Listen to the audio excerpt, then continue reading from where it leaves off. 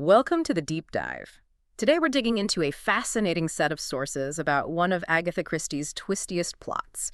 Our vision, if you like, is to see how something really ordinary, almost tedious visiting an elderly aunt, somehow uncovers not one, but two massive criminal conspiracies that had been hidden for decades. It really is the perfect setup, isn't it? You have this couple, Tommy and Tuppence Beresford, who are described as, well, pleasant, but nothing remarkable, almost deadly dull because they've settled into this comfortable middle age. Right.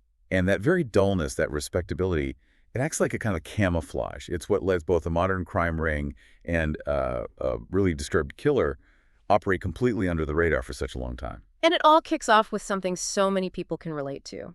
Tommy and Tuppence have to tackle what they call, kind of jokingly, the problem of what might be called an Aunt Ada.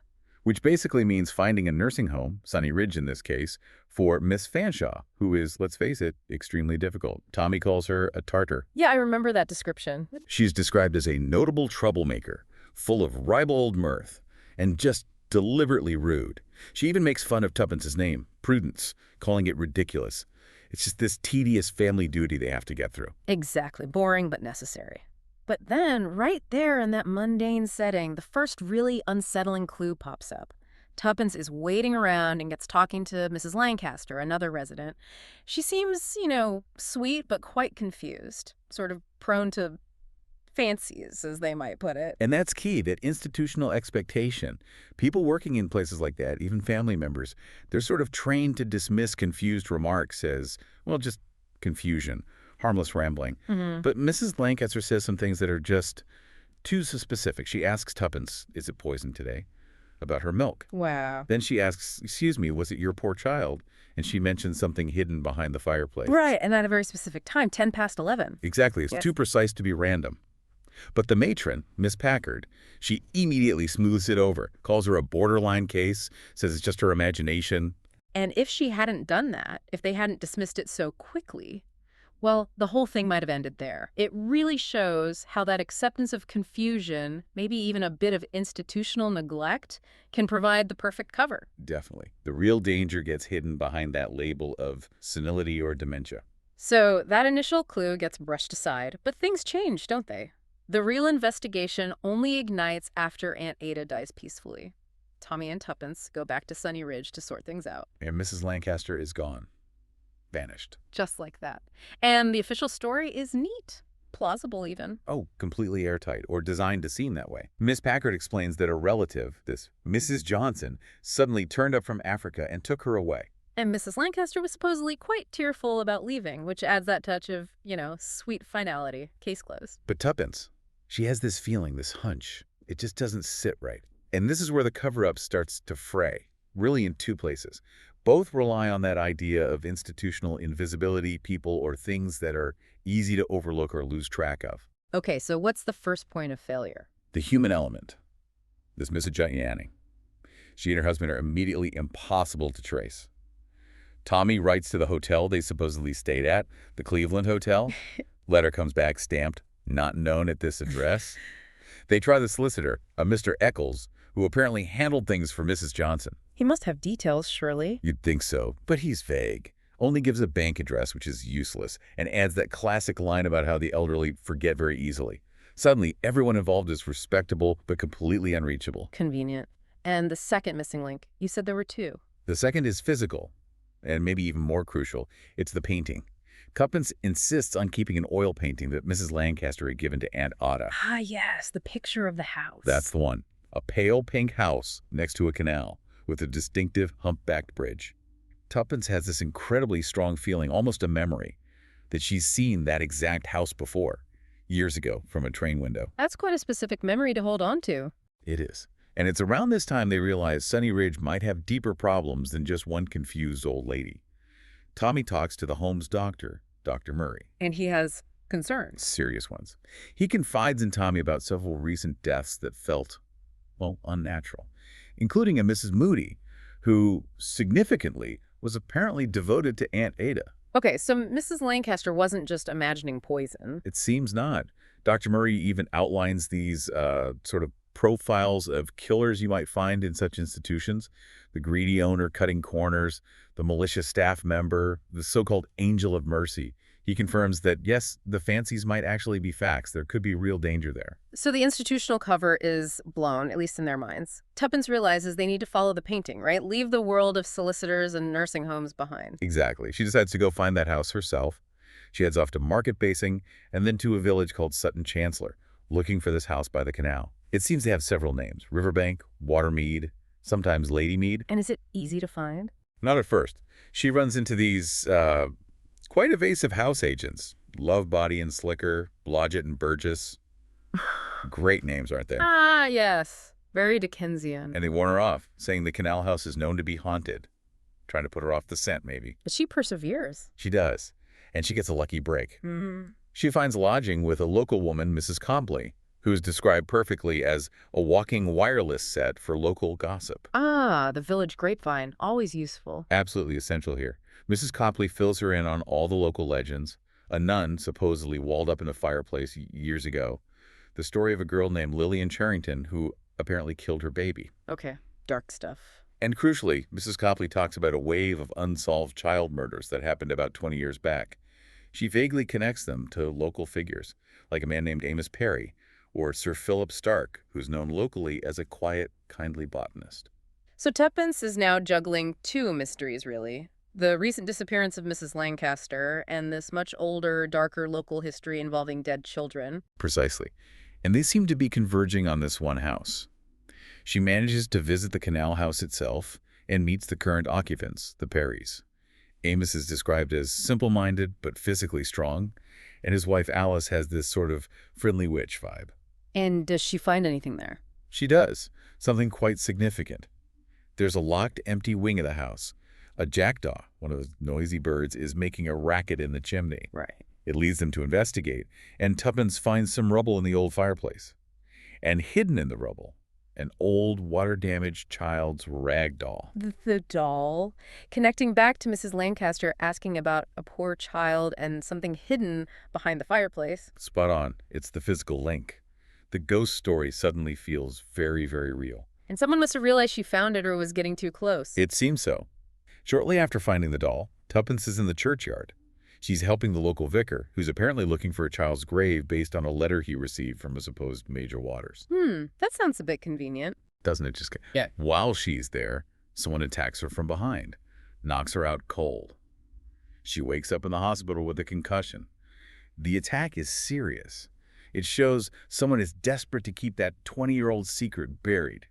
Okay, so while Tuppence is recovering from this violent attack linked to the old mystery, what's Tommy doing? Tommy's been working the modern angle, the financial side, the disappearance. And this is where things really start to click together. He goes to see his intelligence contact, a man named Ivor Smith. And gets some solid information. He does. Smith confirms their suspicions about the solicitor, Mr. Eccles. He's not just some respectable, slightly unhelpful lawyer. He's suspected of being a high-level figure in organized criminal activity. Oh, okay, so the network Tuppence encountered, the untraceable contacts, the vague solicitor, the remote properties. It wasn't just about hiding one old woman. It was a pre-existing infrastructure designed to hide criminal assets. Loot. And the doll Tuppence found, does that fit in? Perfectly. This is the moment the two plots collide. Tommy examines the old rag doll Tuppence rescued from the chimney. It's damaged, and it tears open. And inside. Not stuffing, not pebbles. Yeah. Diamonds. Loot from a recent robbery. Good heavens. So the canal house wasn't just hiding a historical secret, it was also being used as a drop point or a hiding place for a modern criminal gang. Exactly. Serving two completely different hidden purposes. And suddenly, the clues start falling into place very quickly. Tommy follows up on the painting. One of the house. Yes. He tracks down the artist's wife, Mrs. Boscawen. She confirms, yes, the painting is definitely the house at Sutton Chancellor. But then she reveals something crucial. What's that? She says there was a small detail added to the painting after it was originally finished. A little boat tied up under that humpback bridge. Added later. Why? It was a message. The boat had a name painted on it. Water lily. Water lily, like the flowers. Not just flowers. It was code. Mrs. Boscawen explains it was a message for the criminal gang, indicating where the diamonds, the loot, were actually hidden. Not in the chimney with the doll? No, that was maybe an earlier stash or a decoy. The main loot, the diamonds, were buried in the churchyard, hidden inside a child's coffin, within a grave marker. The grave the vicar was looking for, based on that letter from Major Waters. Precisely. The letter was a plant, a way to get someone digging in the right area without knowing what they were really looking for. Utterly devious. Incredible. Meanwhile, Tuppence is recovering. Does she piece things together too? She does. She has the final breakthrough on the other mystery, the identity of Mrs. Lancaster and her kidnapper. She realizes that Miss Bly, The busybody. The one who knew everything about the village. that's her, efficient everywhere, knew everyone. Tuppence realizes she must be the mysterious Mrs. Johnson, who took Mrs. Lancaster from Sunny Ridge. How does she confirm it? It's pure Christie brilliance, really. Tuppence mentions seeing a letter addressed to a Mrs. York at an address in Cumberland, and it clicks. York and Lancaster. Ah, the Wars of the Roses, like the striped rose. Exactly. It's a clue to the aliases being used. Miss Bly basically gives herself away when Tuppence makes the connection. And Tuppence realizes Miss Bly must have been the one who attacked her at the churchyard. She was protecting the secret of Mrs. Lancaster's true identity. So, what was that secret? Who is Mrs. Lancaster, really? This is the final tragic reveal. Tuppence finds Mrs. Lancaster, who was actually Lady Starke, the wife of Sir Philip Starke, the botanist hidden away in that locked part of the canal house. And she's dying. She's been poisoned. Poisoned? By whom? It seems Miss Bly poisoned her, perhaps as a final act of misguided protection or mercy, maybe fearing exposure. But before she dies, Lady Starke confesses everything to Tuppence. She was the child murderer from 20 years ago. The kindly botanist's wife. Why? She had this terrible delusion. She believed the children she killed were sacrifices, needed to keep her own child, who she'd lost through an abortion years before, company in the afterlife. It's chilling. She even admits she killed Mrs. Moody back at Sunny Ridge because Mrs. Moody had recognized her from the past. My goodness. But how was this covered up for so long? Sir Philip must have known. He knew everything. This is perhaps the most complex part. Sir Philip Starke reveals the whole story. He loved his wife, despite knowing what she'd done. He couldn't bear to turn her in, but he knew she was dangerous, insane. But what did he do? He faked her death back in 1938. And then, with the help of Miss Bly, who, it turns out, was fanatically devoted to Sir Philip, possibly in love with him, he spent decades moving Lady Starke from one remote nursing home or hiding place to another. Like Sunny Ridge. Exactly. Sunny Ridge was just the latest. The goal was always to keep her safe, contained, and away from children, without exposing the horrific truth. Miss Bly was the loyal accomplice, managing the moves, creating the aliases like Mrs. Johnson. She attacked Tuppence purely to protect Sir Philip in this decades-long secret. And the respectable solicitor, Eccles. Where did he fit into Sir Philip's plan? That's the final, crucial connection. Sir Philip needed legal and financial structures to manage this complex secret life for his wife, setting up trusts, handling arrangements discreetly. He used Mr. Eccles, The criminal solicitor. the very same. So Sir Philip's desperate personal mission to protect his wife and prevent more killings ended up using the exact same network of crooked legal help, untraceable funds, and remote properties that Eccles' criminal organization used to hide their stolen goods. That's incredible. So he started with Tommy and Tuppence just trying to sort out the Aunt Ada problem, something so mundane. And ended up uncovering these two completely separate yet intertwined secret worlds. One, a modern organized crime ring using the quiet countryside and legal loopholes to hide loot. And the other, this deeply personal, decades-old tragedy. A husband and a devoted friend using those very same loopholes, remote homes, fake identities, shady legal help to hide an insane killer out of love and fear. It really drives home that theme of appearance versus reality, doesn't it? Sunny Ridge looked respectable. Mr. Eccles was a respectable solicitor. Ms. Bly seemed like a harmless, efficient spinster. Sir Philip was the kindly botanist. All masks. Even that initial boring family duty was necessary. It was the key that unlocked the door, pushing Tommy and Tuppence past that veneer of normality. Absolutely. The system designed for quiet care and respectable dealings was simultaneously exploited by organized crime and by desperate love. The methods were chillingly similar, even if the motives were worlds apart. It leaves you thinking, doesn't it?